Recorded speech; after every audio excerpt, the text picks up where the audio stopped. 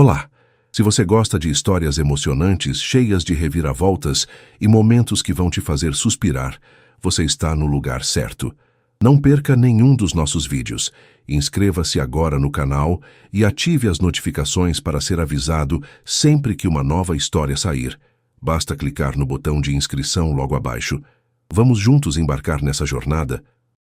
Calista Mercer estava acostumada a acordar com o sol da manhã, filtrando-se através das cortinas desgastadas de seu pequeno apartamento em Atlanta. Aos 26 anos, ela carregava nas costas uma pilha de dívidas que pareciam crescer junto com as contas a pagar. Seu estúdio de arte, outrora um santuário de criatividade, estava prestes a ser leiloado. As paredes, decoradas com telas que um dia haviam alimentado seus sonhos, agora eram testemunhas silenciosas de sua derrota. Naquela noite chuvosa, enquanto equilibrava seu chequebook com mãos trêmulas, o som de uma batida na porta a fez pular. A chuva tamborilava contra o vidro e ela hesitou, temendo mais uma má notícia. Ao abrir, encontrou um homem de terno impecável parado na soleira, seu olhar severo cortando a escuridão. "Calista Mercer", disse ele com uma voz que misturava autoridade e promessa. "Tenho uma proposta para você." Ele era João Hawthorne, um bilionário CEO cujo nome ecoava em corredores de poder. Sua proposta era tão chocante quanto direta. Um bebê em troca de libertá-la de todas as dívidas. Calista ficou sem ar. A ideia de uma transação tão fria e íntima a deixou atordoada. Mas enquanto ele falava, algo em seu tom a fez duvidar de que era apenas um acordo comercial. "Não é só uma transação", insistiu João, seus olhos escuros cravados nos dela. "É uma chance de construir algo real, um legado." A desesperança de Calista lutava contra a mínima centelha de esperança. Ela sabia que a escolha que faria naquela noite definiria seu futuro. Calista passou a noite em claro, revirando contas e promessas. A proposta de João era absurda, mas para uma mulher à beira do colapso financeiro, parecia a única saída. No dia seguinte, João voltou, paciente e insistente. Discutiram os termos, mas, entre as palavras duras, havia uma tensão que Calista não conseguia ignorar. Havia algo nele, uma solidão que ele escondia sob a máscara de poder que a intrigava. "Por que eu?" perguntou ela finalmente. João hesitou pela primeira vez. "Vi sua força, sua arte, sua determinação. Você não merece viver assim." Naquela noite, sob a chuva, Calista cedeu. O acordo era obscuro, mas em meio à desolação, João oferecia uma luz. A noite que seguiram foi uma tempestade de emoções. João a levou a um hotel luxuoso, onde o luxo contrastava com sua sensação de deslocamento. Ele era gentil, mas distante, como se temesse se entregar demais. "Isso não precisa ser frio", sussurrou ele, quando a tensão entre eles ameaçava explodir. Havia um beijo, uma conexão que Calista não esperava. Por um momento ela esqueceu as dívidas, o medo. Mas ao amanhecer a realidade voltou. Aquela noite era apenas o primeiro passo de um acordo. Nos dias seguintes, Calista começou a desconfiar. Por que João a escolhera? Quais eram seus verdadeiros motivos? Ela descobriu irregularidades em suas finanças, depósitos misteriosos, contas que não reconhecia. Enquanto isso, João estava mergulhado em investigações secretas. Suas descobertas revelavam uma trama orquestrada por um rival, Brandon Keys, que queria destruí-lo. O casamento forjado entre eles era parte de um plano para humilhá-lo publicamente. Isso não era seu plano, Calista concluiu quando João compartilhou as evidências. "Fomos usados." A descoberta uniu-os de uma forma inesperada. João admitiu que, além da proposta inicial, havia algo mais, uma conexão que ele não podia ignorar. "Não quero apenas um bebê", admitiu ele, sua voz trêmula. "Quero construir algo real com você." Calista, apesar do medo, começou a acreditar que talvez entre dívidas e conspirações, algo genuíno pudesse florescer. Nos dias seguintes, a tensão entre Calista e João se transformou em uma aliança silenciosa. Enquanto João mergulhava em reuniões secretas com advogados, Calista vasculhava cada centavo de suas finanças, descobrindo que suas contas haviam sido manipuladas por meses, depósitos misteriosos, pagamentos falsos e até uma conta em um hotel luxuoso que ela não reconhecia. Tudo indicava que alguém estava moldando sua vida. Alguém quer que acreditemos que aceitamos esse acordo juntos, disse ela a João em um café isolado, sua voz fraca, mas determinada. Mas não foi assim. Fomos enganados. João acenou com a cabeça, seus olhos escuros carregando uma raiva contida. Brandon Keys está por trás disso. Ele quer minar meu império e me humilhar. Mas não contava com uma coisa. Ele segurou a mão dela. Um gesto que antes parecia proibido. Não vou deixar que use você como peão. João revelou documentos secretos a Calista. E-mails cifrados de uma intermediária chamada Raina Gray, que orquestrara cada detalhe do acidente que os unira. Os arquivos mostravam reservas de hotéis, subornos a funcionários e até a falsificação de registros matrimoniais. Ele quer que pareça que nos apaixonamos por um erro, disse João, a voz carregada de amargura. Mas eu não me apaixonei por um erro. Ele parou hesitante. Eu me apaixonei por você. Calista ficou sem fôlego. A declaração veio como um raio, desafiando as barreiras que ainda existiam entre eles. Enquanto João confrontava Brandon em uma reunião pública, Calista descobriu que suas dívidas eram apenas a ponta do iceberg. Brandon havia injetado fundos falsos em suas contas para forçá-la a depender de João. Ele não queria só destruir sua reputação. Ela disse a João em uma ligação trêmula. Queria me transformar em uma dependente. João, no entanto, estava em apuros. Brandon, usando o casamento como isca, lançou vazamentos falsos sobre ele, acusando-o de fraude. Minha empresa está em colapso, admitiu João, sua máscara de controle se despedaçando.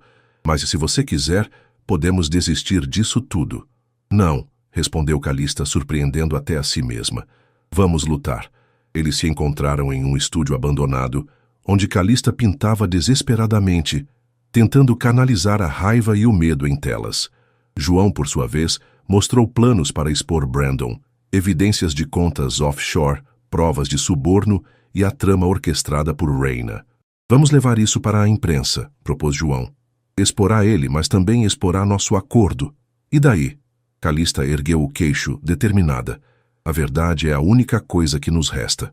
Naquela noite, sob o brilho das lâmpadas do estúdio, algo entre eles se quebrou. João a beijou não como parte de um plano, mas como um homem desesperado por conexão. Eles agiram. João divulgou as provas contra Brandon, que em pânico contra-atacou, espalhando que Calista era uma estelionatária. Vai ser um inferno, admitiu João enquanto repórteres o cercavam. Mas Calista sorriu, finalmente encontrando sua voz. Então vamos ser um inferno juntos. Ela concedeu uma entrevista, revelando cada detalhe, as dívidas, o engano, o amor que surgiu do caos. A mídia, inicialmente escandalizada, começou a questionar as motivações de Brandon. Enquanto isso, João, em uma reunião com seu conselho, admitiu que seu coração estava tão envolvido quanto seu negócio. Calista não é parte de um plano, disse ele com uma firmeza nova. Ela é o plano. A exposição das evidências contra Brandon Keys foi um tiro no escuro. João divulgou as provas em uma coletiva de imprensa, mas Brandon, rápido, contratou uma equipe de advogados para desqualificar as acusações. É uma trama orquestrada por dois loucos, declarou Brandon em entrevista, sorrindo com arrogância. A senhorita Mercer é uma estelionatária que tenta se aproveitar de um homem de família. A mídia, faminta por escândalo, dividiu-se. Alguns veículos apoiavam Calista, enquanto outros questionavam sua motivação.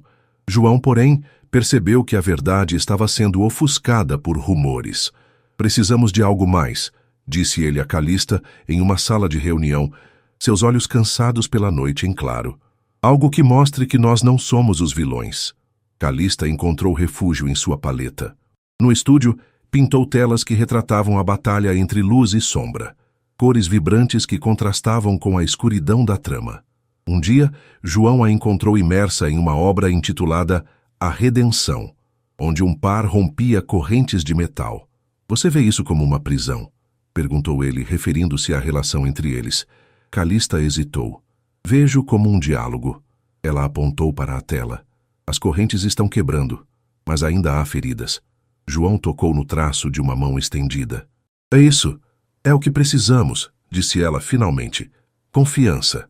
Uma noite, Calista descobriu que um dos funcionários de João, um homem de confiança, estava vendendo informações para Brandon. A traição a deixou vulnerável. Talvez eu não devesse ter confiado em você, sussurrou enquanto João investigava o caso. Ele a agarrou pelos ombros, sua voz grave. Confie em mim, não em todos ao meu redor. A confissão a abalou. Ela percebeu que pela primeira vez estava exposta, não apenas financeiramente, mas emocionalmente. No tribunal, o clima era tenso. Brandon, usando roupas caras e um sorriso falso, acusou Calista de manipular João. Ela é uma artista desesperada, gritou enquanto a plateia ria. João, porém, surpreendeu a todos ao revelar registros secretos que provavam que Brandon havia espionado seu escritório por anos. Ele não quer destruir minha reputação, disse João calmo. Quer destruir mim, porque eu sempre fui melhor. A sala ficou em silêncio. Naquela noite, João e Calista se encontraram no estúdio. A tensão entre eles era palpável. Podemos desistir, disse ele, rompendo o silêncio. Anular o casamento, deixar tudo para trás.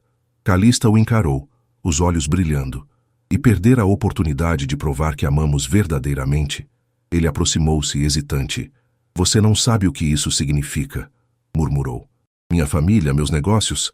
Eu sei o que você significa, interrompeu-a tocando seu rosto. Antes que ele pudesse responder, o alarme do prédio disparou.